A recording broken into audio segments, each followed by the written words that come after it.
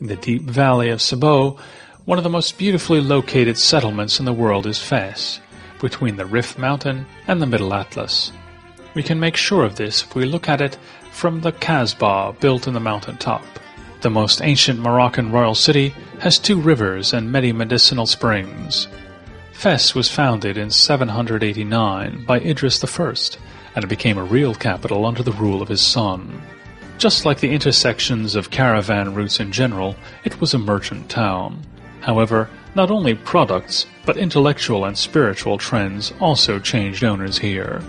People who settled here in the 9th century, coming from Andalusia, populated the right bank of the Fes River, while those who came from Tunisia populated the left bank.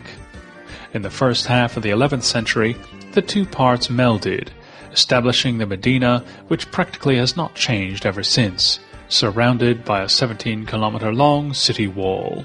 The biggest and most intact souk was declared part of the World Heritage by UNESCO in 1976.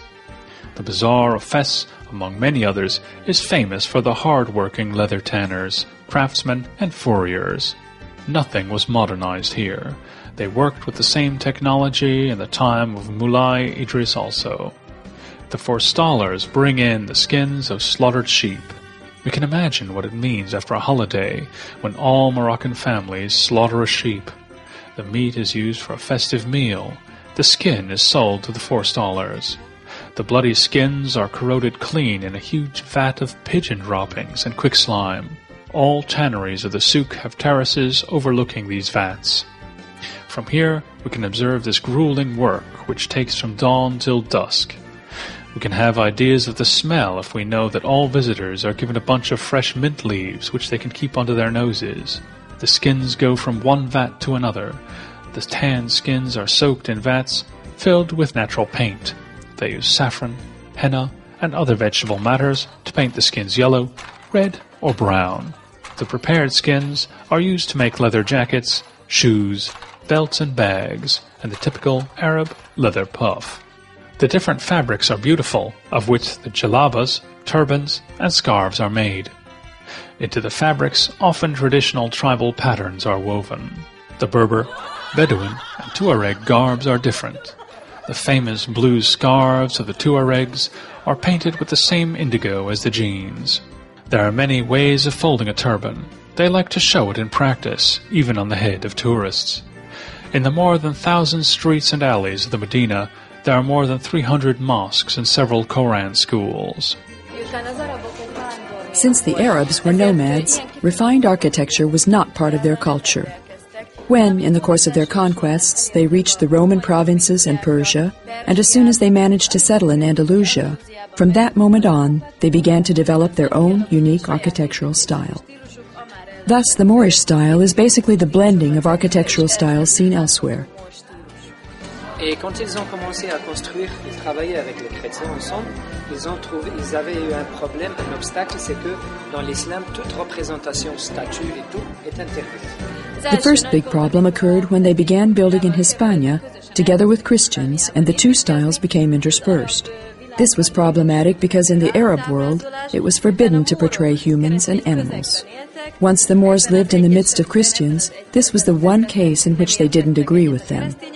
As a result, they started out in their own direction, which ended up developing into the unique Moorish style of architecture.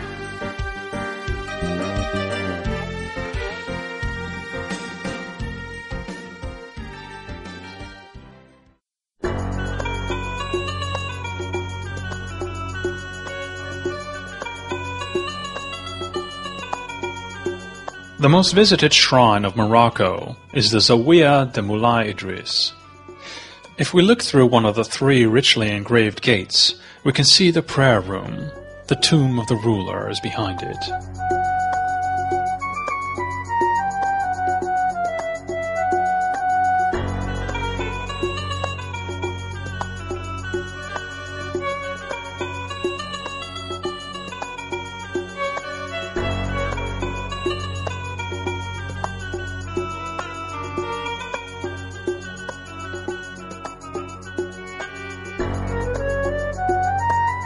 If we walk between the date and pistachio cellars to the richly decorated south wall of the building, we can see a lattice window made of cedar with a copper plate on it.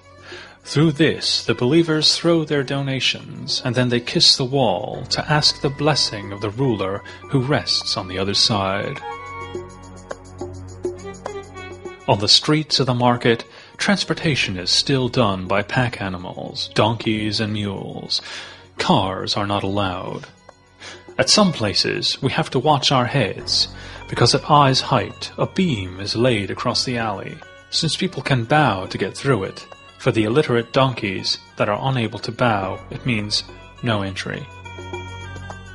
It's not allowed to enter mosques of the Islamic countries with shoes on, so the hand-woven soft carpets have great significance. Since carpets are laid even in the tents of nomads, the culture of weaving was developed hundreds of years ago. The patterns are tribal motifs in villages and geometric shapes in cities. A truly good Moroccan carpet may have more than 100,000 knots in a square meter. Fondouk Zetawine, the last functioning caravanserai of the souk, was built in the 16th century. The storied building offers accommodation for the merchants.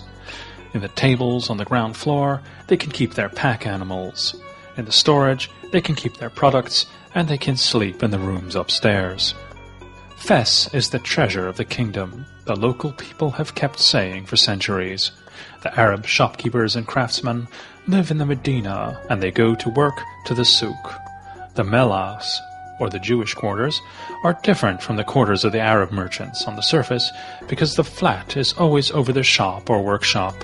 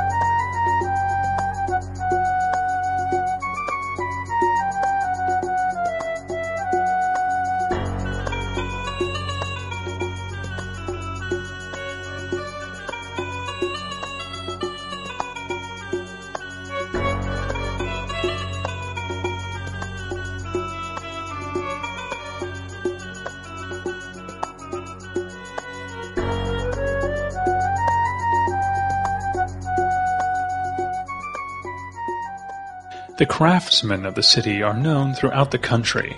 Of the works of the smiths and goldsmiths, the large copper and silver bowls with raised patterns are the most characteristic. Many articles are made with bone or mother-of-pearl inlay. Such articles are the gracefully curved, elaborate daggers with chiseled grips. Other weapons, ornaments, and saddles are made also.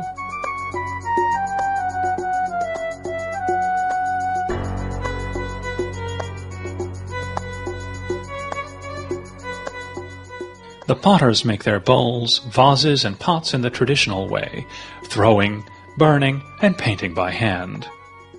The tagine is not the name of a food, but the name of the pot in which it is made. They make food in the ornamented pot with a typical tapered lid over live coals. It works much like the Roman casserole, which preserves the original flavor and taste of food steamed together.